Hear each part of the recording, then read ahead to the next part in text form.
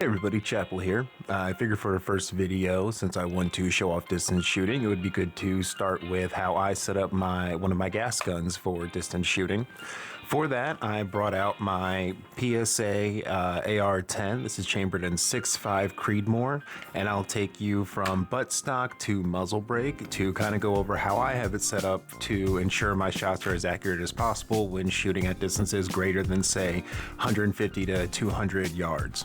Before I begin anything, of course, I'm going to make sure to show mag is clear, chamber is clear as well. I'll actually just take the magazine out and bring that up later.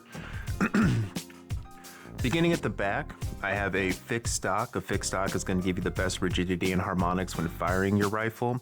There are other options that are adjustable, and this itself does have some adjustability to it, but the less amount of play that you have and tolerance within your stock, between your stock and your buffer tube, the greater accuracy you're going to find with your shots. Another part of this is definitely the underneath. You see how this is a little flatter. What that does is allow me to set a rear bag back here for adjusting my angle up and bringing it down without having to actually lift the rifle itself. You can achieve that with what some call a sand sock or just a rear bag. Moving forward, we'll come here to the grip. I use an Anarchy Outdoors Tuxedo grip. It's been my favorite for distance shooting so far. It provides me with a perfect 90-degree coming down off of my trigger guard, as well as a spot to rest my thumb when firing. I may put in eventually a safety that'll flip up. With a safety that is the lever one. I'll throw up a picture here to show what I'm talking about so I can manipulate that with my thumb. An ambi safety just didn't leave me enough clearance between the grip and the top, so I just didn't go with that. For my trigger, I put in a LaRue MBT. This is a 2-stage trigger. What that means, and I'll show you here.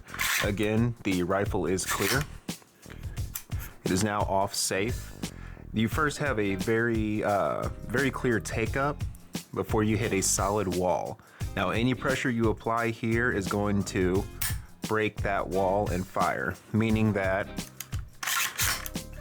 as you're preparing your shot, you'll have the take up and then fire. That lets you figure out exactly where you want your finger to be, make sure you're comfortable, and gives you some forgiveness in the event of wrong finger placement before your rifle actually fires. Moving forward, I have on here just a Magpul hand stop that goes over the Picatinny rail. When doing distance shooting from a non-rested platform, some people like to use the angled grips or like a full-on vertical grip in order to pull the rifle to them, but what you're wanting is a more natural position and resting your hand in that flat manner. I also put on a couple of, I think they may be Magpul again or B5. I don't care to take them off and check for the branding right now. They're just rubber going along both of the M-LOK sections. To the end here, I have the traditional, I believe it's A5 muzzle brake. I'm planning to pick up a suppressor, but with that suppressor, I would end up putting it on my 308 here behind me. Now, I didn't touch on the scope yet, and that's what I'll touch on now because that one is just a little bit more complicated. And depending on what your budget is, you may not be able to afford what most consider is the best option for distance precision shooting, and that is a first focal plane scope. This right here is a second focal plane, meaning that as I increase the magnification, this one's stiff, it's a cheap scope, but as I increase the magnification, the reticle is going to stay the same size, but the target will get larger.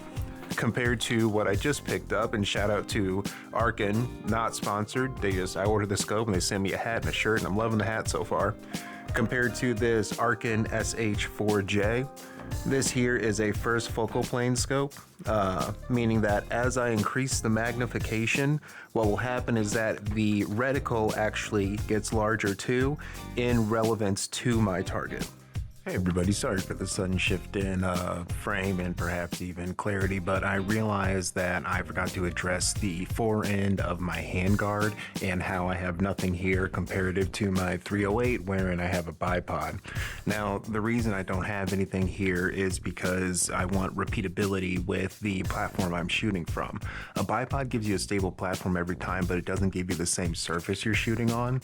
What I personally prefer to do is I have a sand sock here in the front of my bag, so every time I lay my rifle on this, I'm getting the same platform. It doesn't matter if I'm on dirt, if I'm on wood, if I'm on concrete, if I'm on mud. I throw my bag down and my rifle on top, and I have the same steady platform every time.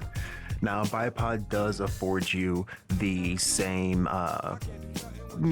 capabilities in that instance, but you do have to deal with what surface you're on. If you're on mud, it's going to stick in and bite the mud. If you're on concrete, dirt, or a dry surface, it's going to bounce off of that.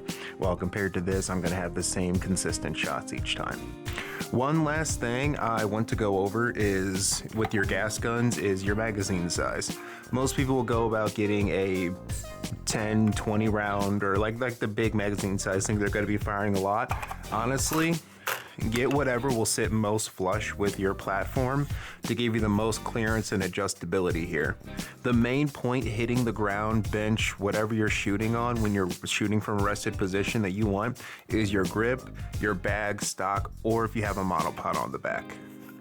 Anyways, I hope that's been helpful. Please like and subscribe and let me know what you'd like me to go over next. I'm thinking of currently going to take my Arken out and see how it performs here soon. So I'll capture some footage and I'll do a review of that scope.